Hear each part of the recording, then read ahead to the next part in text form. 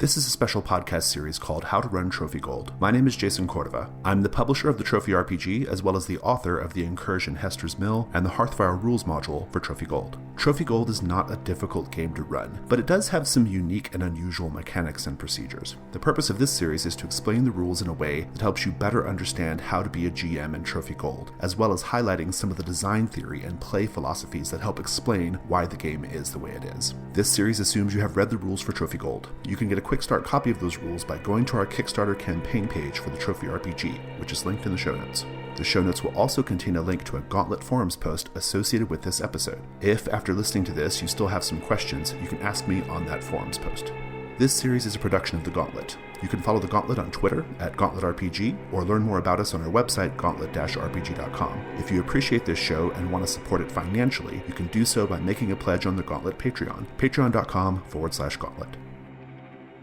In this episode, I'm going to be talking about set goals, hunt roll tokens, and why the style of gameplay evoked by these mechanics is very desirable at the Trophy Gold game table. Listeners, the information in this episode is definitely the most important that I'm going to discuss during this entire series.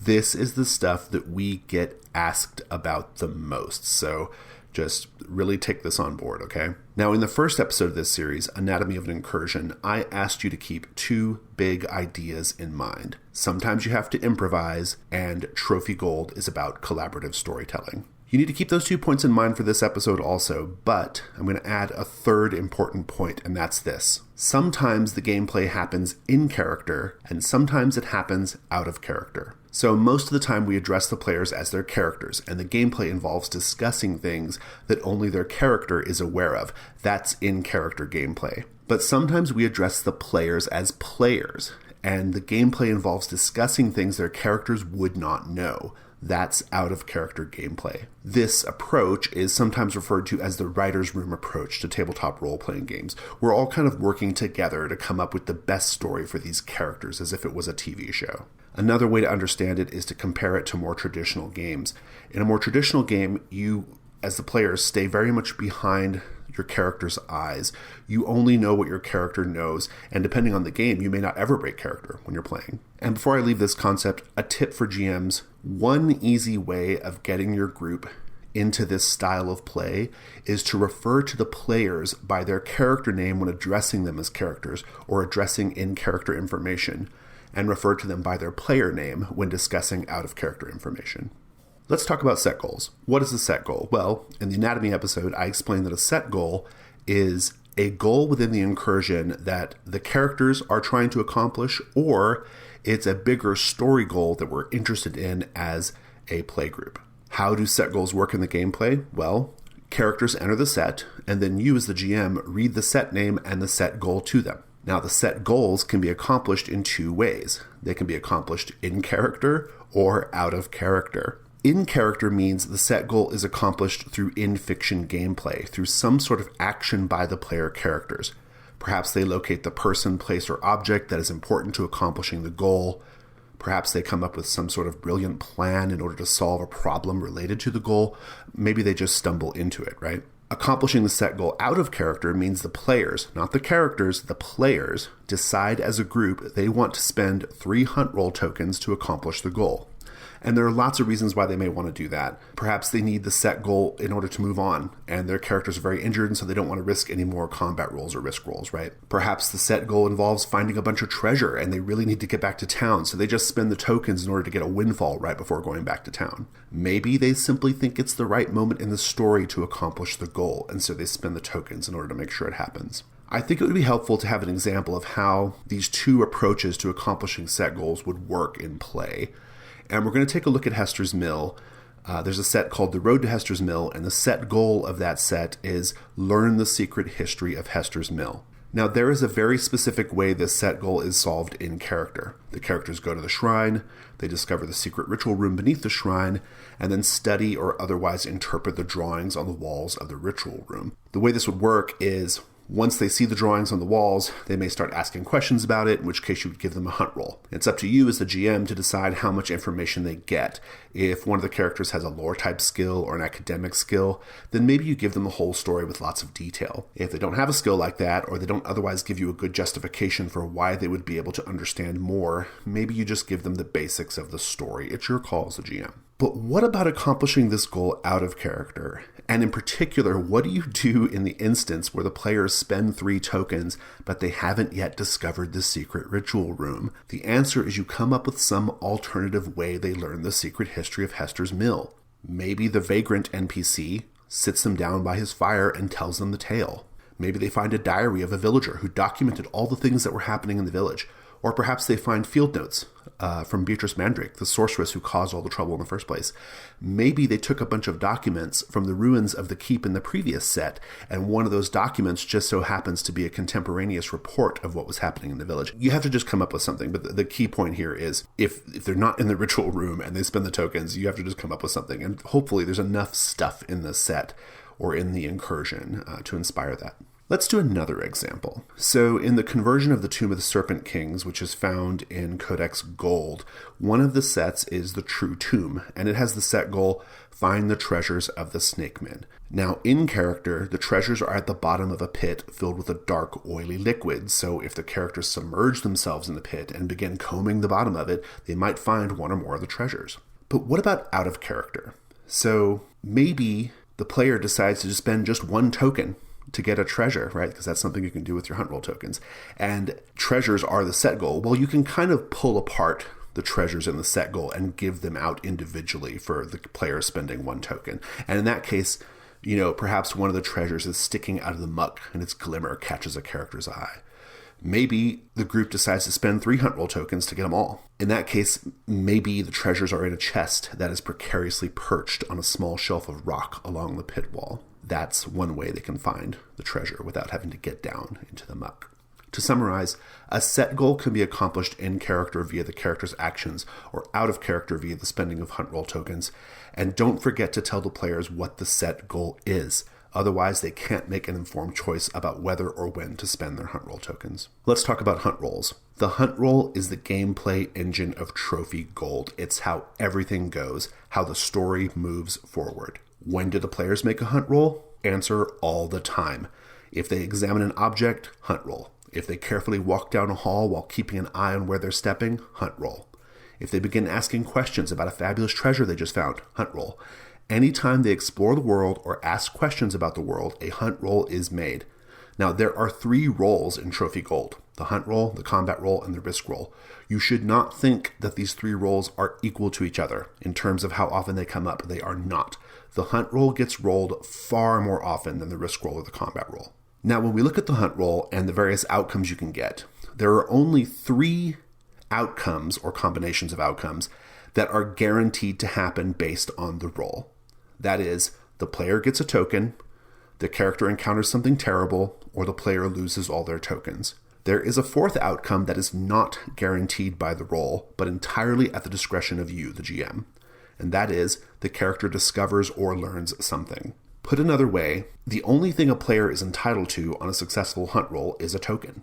They may not find what they were looking for, either because the incursion says it's not there, or because you decided it didn't make any sense for that thing to be there based off how they were looking for it.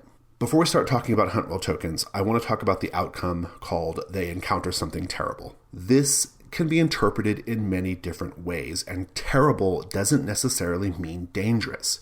So for example, in a game that I recently played, the treasure hunters had just finished fighting and killing a ghoul, or a ravenous creeper, if you will. They just finished destroying the ravenous creeper, and then they did a hunt roll, and they encountered something terrible came up. I didn't want to immediately go into another fight. It felt too soon to do another fight right away.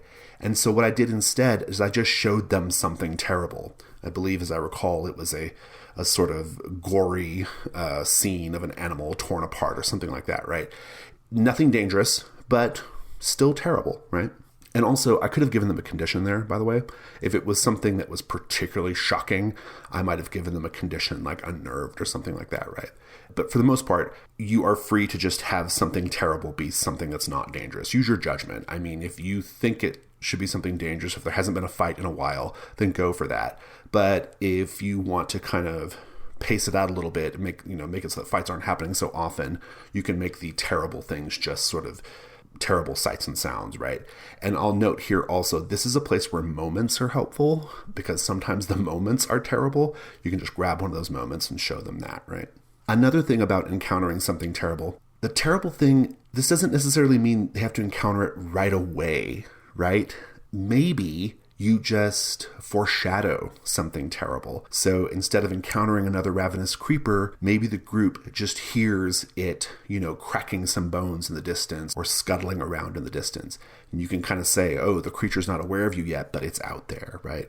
And so that's another way of them encountering something terrible that's not immediately dangerous, and also adds a lot of tension to the scene. Let's talk about hunt roll tokens. Hunt roll tokens are an abstract representation of how much better the characters are getting at understanding and navigating the location of the incursion. And more importantly, hunt roll tokens represent out-of-character narrative power that is held by the players. The hunt roll tokens allow players out of character to shape and guide the fiction in important ways.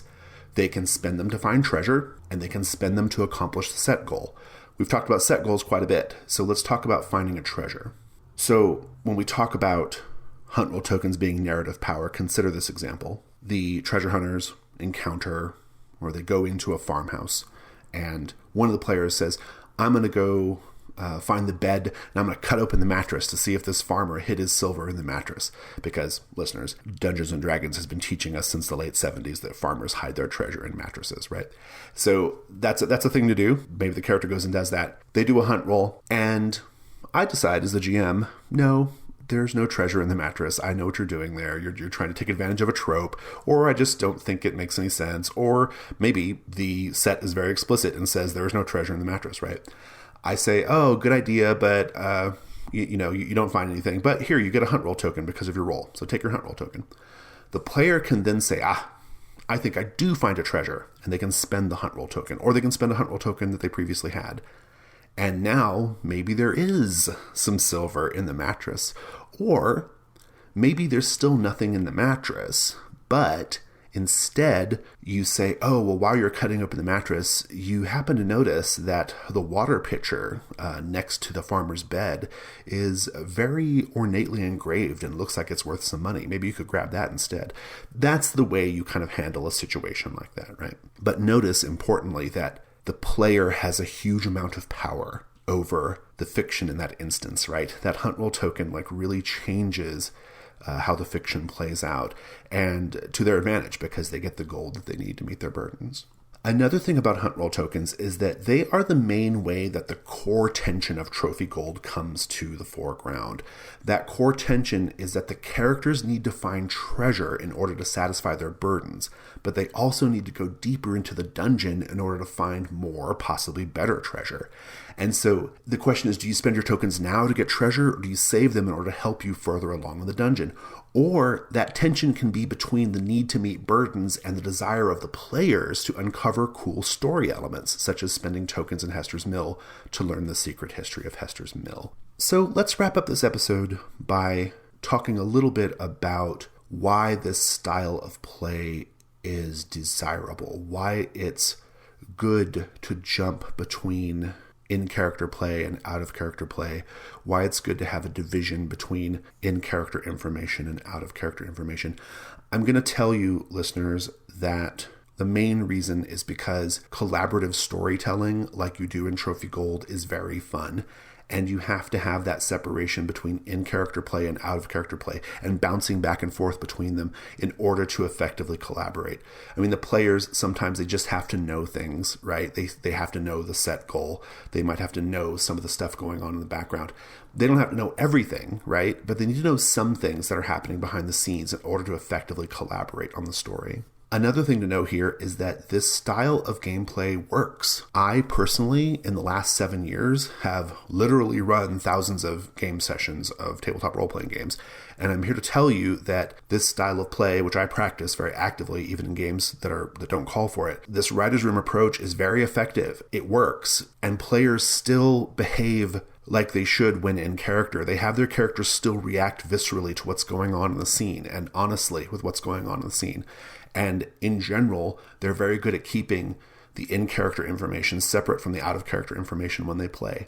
And here's the thing, even if you have a player who's not good at that, even if you have a player who exploits the out-of-character information to give their character an advantage, it doesn't really matter, especially in Trophy Gold, because in Trophy Gold, they're still making combat rolls and risk rolls and hunt rolls, and those rolls can still lead to wild outcomes and danger, and therefore we're still getting good story, and good story is the main thing that matters. So I hope you found that episode helpful. If you have any questions about some of the things I've talked about here, please find the forums post and ask away. Thanks.